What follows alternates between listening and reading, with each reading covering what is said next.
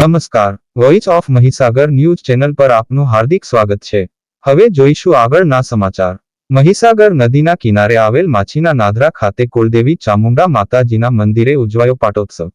માછી સમાજની કુળદેવી ચામુંડા માતાજી તથા રામદેવજીનું મંદિર સને 2013 માં બનાવવામાં આવેલ, જેનો પ્રાણ પ્રતિષ્ઠા મહોત્સવ ઉજવવામાં આવ્યો હતો, જે તારીખ 2.5.2024 10 વર્ષ પૂર્ણ થતો માછીના નાદરા ગ્રામજનો દ્વારા પાટોત્સવ ઉજવવાનું નક્કી થતો ગામના ભાઈઓ તરફથી પંચકુડી યજ્ઞનું આયોજન કરવામાં આવ્યું તથા ગામ ખેડા માતાજીની મૂર્તિનું સ્થાપન કરવામાં આવ્યું।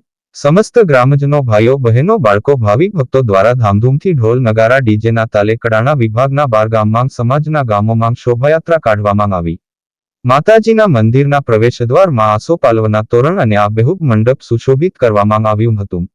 બ્રાહ્મણો દ્વારા યજ્ઞો પવિત્ર શાસ્ત્રોક્ત વિધિથી પૂજા અર્ચના કરવામાં આવી।